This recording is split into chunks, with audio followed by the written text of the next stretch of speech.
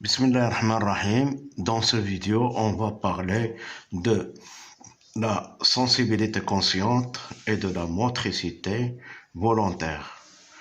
Que veut dire la sensibilité consciente? La sensibilité consciente, c'est tout ce qu'on sent.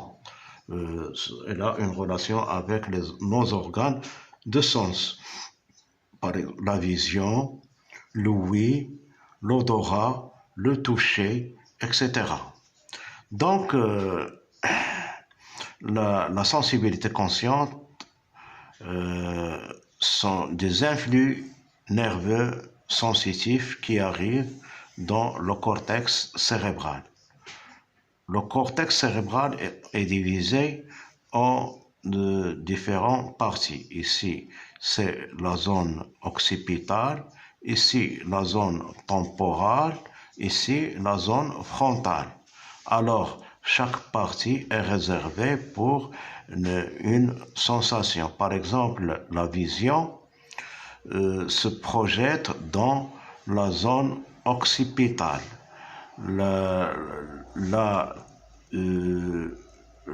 L'ouïe se projette dans le lobe temporal. L'odorat et le goût se projettent dans le bout frontal. Donc, chaque partie est réservée pour une telle sensation. Ici, dans cette partie, on a le centre tactile, qui a une relation avec le toucher. Donc, maintenant, on va voir comment arrivent ces nerfs, ces influx sensitifs vers le cerveau. Alors, on sait que le cerveau est composé de deux parties. Une partie droite, un hémisphère droit et un hémisphère gauche. L'hémisphère droit est responsable des organes récepteurs du côté gauche et l'hémisphère gauche est récepteur des organes de sens du côté droit. Alors, par exemple, si tous les influx sensitifs arrivent directement dans le cerveau, sauf le toucher. Dans le toucher intervient la moelle épinière. Mais comment? Il y a la peau qui est un récepteur sensoriel, puis il va partir un influx sensitif qui va rejoindre le nerf sciatique, puis la racine postérieure, puis il arrive dans le bulbe rachidien, d'où il va changer la direction vers l'autre côté,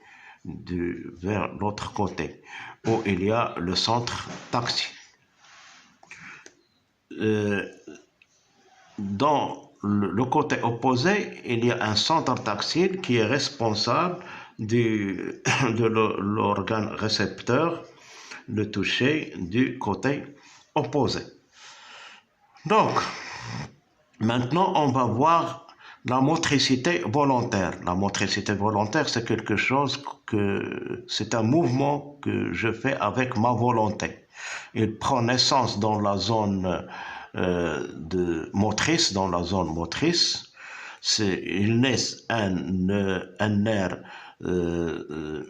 moteur qui est centrifuge, un nerf moteur centrifuge, qui va rejoindre, qui arrive dans le bulbe rachidien, puis il change la direction. Le bulbe rachidien, c'est comme un rond-point où on change les directions. Ici, on va changer la direction.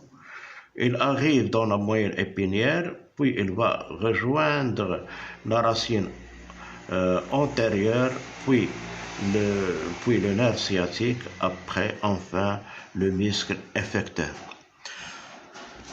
C'est ça le trajet de l'influx moteur, de la motricité volontaire. C'est un influx centrifuge où il va partir du centre nerveux moteur, puis il va partir vers le bulbe arachidien où il va changer le trajet, puis il va entrer dans la moelle épinière, il va rejoindre la racine antérieure qui contient les nerfs moteurs, puis le nerf sciatique. Après, il y a le muscle effecteur.